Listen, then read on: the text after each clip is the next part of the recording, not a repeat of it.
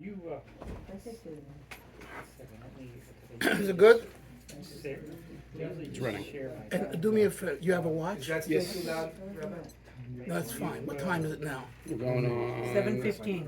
Okay, we'll start. I just want to have a brief introduction. Rabbi Chaim Dalfin, we're very fortunate to have him here to speak. I wanted to have something public for the 12th and 13th of Tammuz, when the previous Rebbe was released, and we're only a couple days past that, so this is part of the idea over here, which Rabbi Dalfin will explain if he wants to. And we're coming up to another important day, so we're sandwiched in between. I'm sure he'll help us understand that. I'd like to just ask everyone who didn't give a coin yet into the charity box. There's coins there that you can use. Pick it up, it becomes yours, and then please put something into the charity box if you didn't. And just one thing to try to have also a prayer that may God bless our soldiers in IDF and all of the brave Jewish people who live in Israel, and they would have a quick and complete victory, and ultimately to bring peace that we're all waiting for. Amen. This is Shana Gordon, and this Meet is you, Rabbi Shana. Chaim Dalfin. Thank you, Rabbi. Okay, Thank you. so thank you, Rabbi Kahn, for inviting me here to this wonderful center that I just stepped into for the first time. And the outer trimmings, the ambiance, the aesthetics here feel very, very, very light. Lots of light. It's well lit.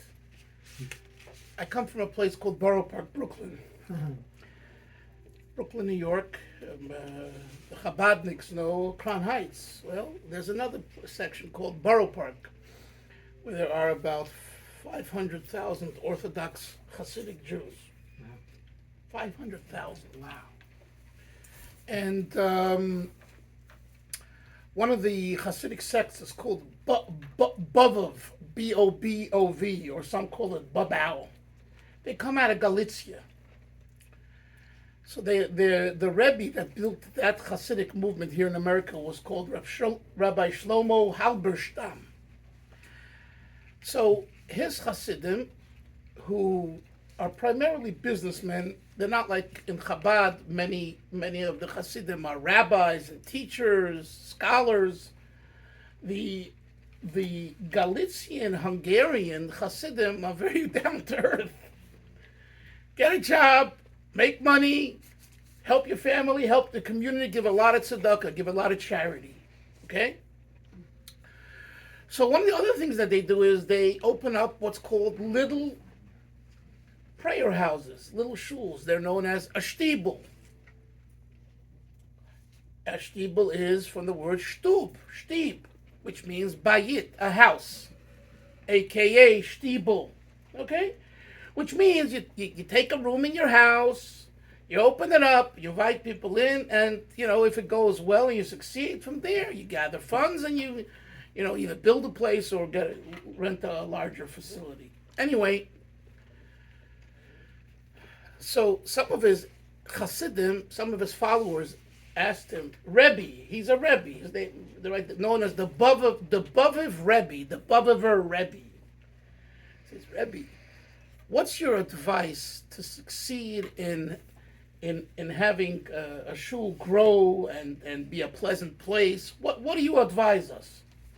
He says two things. One is lots of Jewish books, both Hebrew books known as Svarim and English books as Jewish books. An extensive library so that anyone that wants to study and wants to read should be able to come in and find the book of his or her choice. The other thing, and this is the connection to what I was saying before, that it feels light, he says to have very good lighting.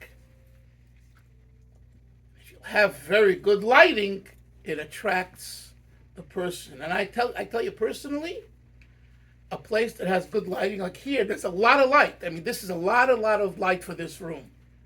right? You don't need, there's 3, 5, 10 fixtures here, and each one has 2. That's 20. You don't need that much light in here to have a lit room. But the fact that there is so much light, Double that. Each one has 4. 4, right. And the fact that each one has so much light, there's so much light here, I love it. Then we have a teaching of the holy Baal Shem Tov, the one who founded the Hasidic movement. And he teaches us a very important life. He says, the Baal Shem Tov, hot kahat. Hot, what does hot mean? I don't remember. Hot means loved. The normal word for love is liebe. Yeah. But Right. there's another word that's not used as frequently is the word hot. Oh. Okay, so Hot. hot, yes. The Baal Shem Tov hat hot gehat licht. The Baal Shem Tov loved light. So Rabbi Karp, personally, I thank you because it's very well lit and I love it. I'm serious.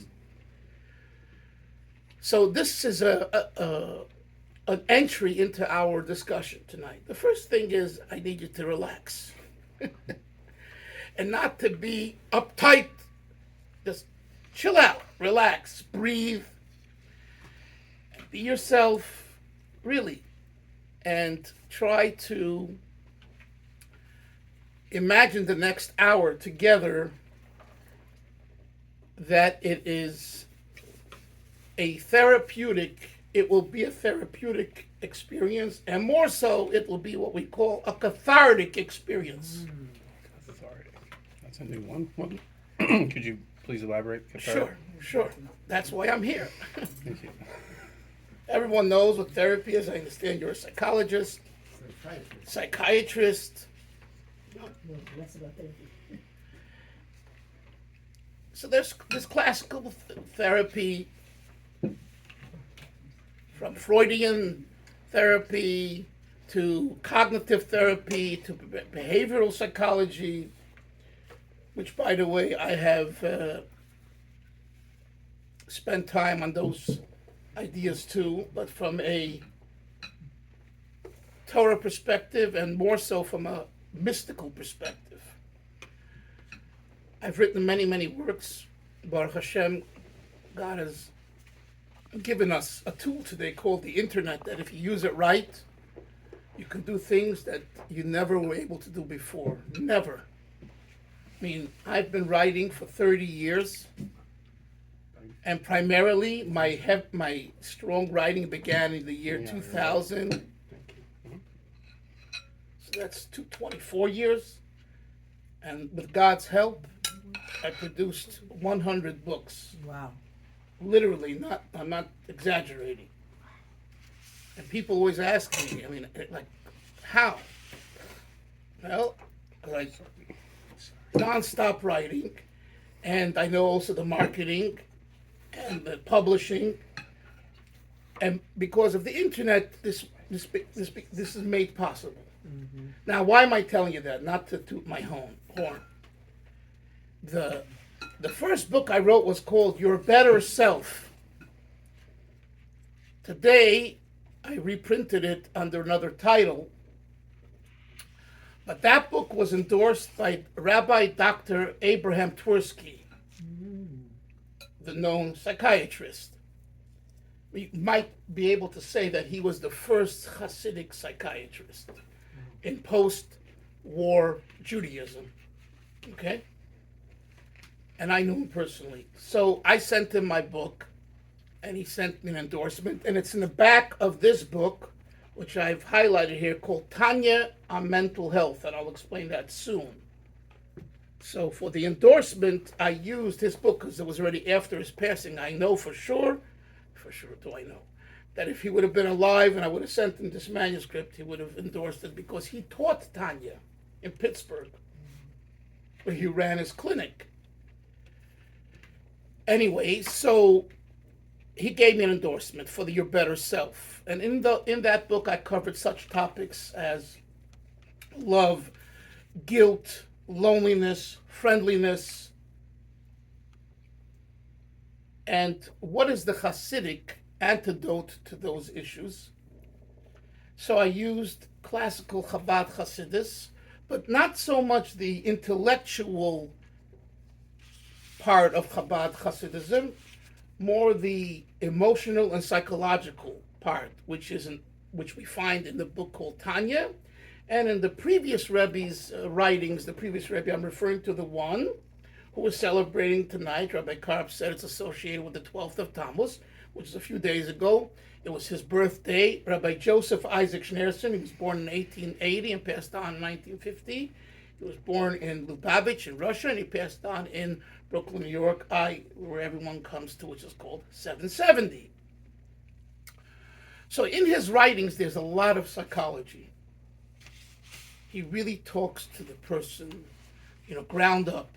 And so I've been on this campaign to get the young men studying in the yeshiva and other Chabad Hasidim to really start studying his writings, because when you read his writings, it's like you're confronted with, who are you? And are you a mensch? And if you're not a mensch, why aren't you a mensch? And how can you be a better mensch, a better person? And it's really a lot in his writings. So then I took the manuscript and I sent it to someone called Aaron Beck, father of CBT, correct, cognitive behavioral therapy. I wanted his endorsement. In order to do that, I read the book called The New Mood Therapy. I remember it was in Los Angeles, in West Hollywood, at the Yeshiva, Oral Chana Chabad, on Waring and Formosa. We called it the Yeshiva, Oral Chana Chabad. They gave me a room on the 4th floor, 3rd floor, whatever. And that's where I began really, and I read parts of that book to see the ideas as presented in cognitive therapy, which I found, and I marked up the book, I have it somewhere, showing similarities between cognitive therapy and Chabad Chasidus and Tanya, which became also part of my book, Your Better Self. I asked him for an endorsement. He wrote me back a letter. He was old, but he said he was waiting for the day for someone to write such a work where there is the integration of Chasidism, or in his language, mysticism, Jewish mysticism, which some call Kabbalah, even though I wasn't presenting pure Kabbalah. I was really presenting Chasidus, which is the interface between mystical concepts in Kabbalah and practical concepts of life. And he said he was waiting for such a book on cognitive therapy. So thank God I did that, and he gave me that he sent me that letter. So what do we do with all this? What do we do with all this? It's, as I said earlier, it's all about light. A person needs to find things in their life to feel good about. Very, very important. They can be very, very trivial things, but if they make you feel good, and it counters the false good feelings coming from addictions and unhealthy cravings. So rather than talk about, the problems, let's talk about the solutions. Okay? We need to be solution-oriented. There is advice in one of our writings. The book is called Hayom Yom. Day, meaning each day has a message. The message of this particular, for each of the 365 days a year. This teaching is like this, based on a verse in the Torah, in the prophets. Daige belev ish yisichena, a worry in man's heart, remove it. Now, thank you very much, of course. I don't want to have anxiety. I don't want to have worries. So what is what is the verse saying? What are you saying here? remove worries. Okay, I know, but you didn't tell me how to remove the worry. So the third Chabad Rebbe, the first Menachem Mendel, Rabbi Menachem Mendel Schneerson of Lubavitch, the first Menachem Mendel, the great grandfather of the Rebbe, he explained it like this: that the word in Hebrew, you're from Eretz Yisrael, so you know Hebrew. The word is Daige Belev Ish Yisichena. Yisichena can be written with a samach. Out of the 22 letters, there's a letter samach or a sin, right? They both sound the same. Samach, sin. Samach, with a samach, what does it mean? Remove it. And that's the question is, well, how do I remove it? So he says the interpretation, instead of the samach, insert a sin. What does the word lasuach mean? To talk. Sicha means a talk. The way you remove worries and anxieties, you talk it out. Who do you talk it out to? You talk it out to a friend. You talk it out to someone who really cares and wants to help you. And when you talk it out, you get, as you say in English, you get it off your chest. The more you do that, the easier it becomes. Because number one, you realize there's another person who's there to hear you, to feel with you. You know, we talk about sympathy. We need more than sympathy. We need empathy. Sympathy is, why are you laughing? There's just a lot. Sympathy, instead of sympathy, and replacing sympathy with empathy is a lot. Big Okay, statement. well- Big statement. Okay, well, I'm a big man. Anyway, Yes. I mean, I like it. It's good. what do we need? What does that mean? Sympathy means I'm here and you're there and I have mercy on you, or I'm giving you advice, but I'm not in your place. Empathy means I'm in your shoes. I'm not on the outside looking in. I'm in you because I have such love and care for you, and I feel your pain. I feel whatever you're going through, the hardships. I want to say something else that's very important on this topic of mental health and light. And I'll say it with a story. And it's a very heavy story, but it's important. You know, there are things that we go through life and we experience that you never forget. You never forget. This story, I'll never forget till the last day I'm on earth. It happened when I was an older teenager, or maybe a young adult, 19, 20, in Los Angeles, out of all places, on Wilshire Boulevard. Oh, wow. We studied at this yeshiva I told you about in Los Angeles called Yeshiva Orachona Chabad. And on Fridays, just like the students here, they go out to the community to offer to put on tefillin and talk to them, to give out Jewish paraphernalia, you know, and things like that. So I had my route. It was Wilshire Boulevard and Crescent Heights, okay? And I went into someone, and I would talk to him, and I would put on tefillin with him. And normally the door of he was a lawyer, was open. It was open. He wasn't embarrassed to put on tefillin, even though probably he had non-Jewish secretaries or others, whatever. He just, you know. One Friday, I come, my usual route, we're going to put on tefillin. And he called me rabbi. I wasn't a rabbi really at that time. He says, close the door. I said, sure. And we put on tefillin. Then he says, sit down. I said, sit down. And he said, I want to tell you. And he goes like this. He shows me his fingers. And he says, you see these rings? And he had he had these fancy rings. A ring or two. He says, and you see this big shofar? He says, I blow shofar in my conservative synagogue every Rosh Hashanah. And Rabbi, I have a yacht.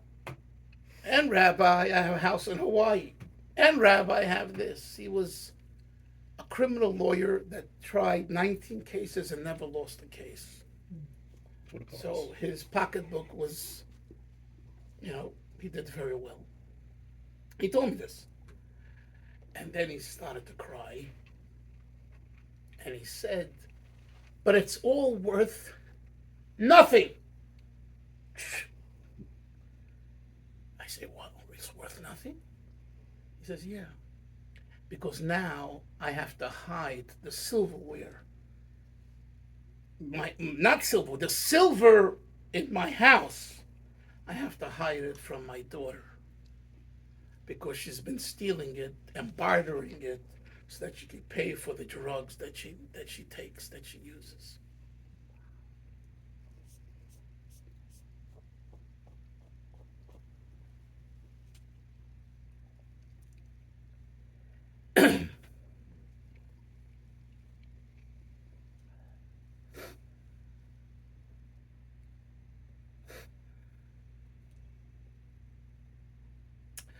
And I was floored. I'm I'm coming from Brooklyn. I'm coming from the yeshiva world. I never, heard, such a thing.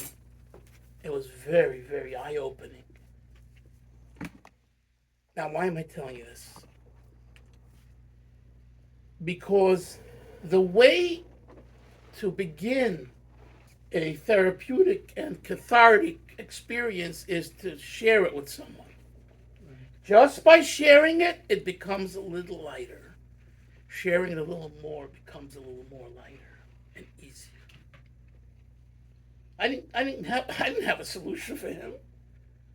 But the solution was that he was able to talk it out. And that's what therapists and psychologists and psychiatrists and social workers do. I have one daughter who's a social worker from what's the school in New York? Hunter College. She graduated, my daughter, and the other one now is finishing also as a social worker. It's a very important thing. But for us, the ability, and here we're in a room where 10, 12 of us, whatever, to be friends and to talk with each other, to call each other. Now, I want to say, sometimes you call someone, they say they don't have time. Don't allow that to dishearten you. Sometimes people are busy. Sometimes you're in the middle of the road and you take the call and you don't want to miss the exit. There are times where you can't take the call or you're busy, So, my wife, I just spoke to her before I came here, she says, you're talking about this topic. I want you to remember the people that call my wife, and she has plenty of people calling her, and they call quite a bit. And, sometimes I have one unmarried daughter left at home, and it gets a little too much for her. She feels that her mother is paying attention to other people and not as much to her. And there's something to it at times. But on the other hand, there is this idea of helping. So my wife said, remember that it's not easy dealing with mental health issues. Everyone has mental health issues. That's my point. The lawyer with the rings who has all this wealth, he's confronting a mental health issue. The fact that it has to do with his daughter, but it impacts him and the proof. And that's why he told me to close the door, by the way. Because it was so personal. It was more personal than the film that he put on with me. He wasn't embarrassed. Leave the door open. I don't care who sees me putting on film. But when he starts talking about his own life, how it's inside is being torn up, he asks me to close the door because he doesn't want anyone else to hear it. So my first piece of advice is talk it out to a friend.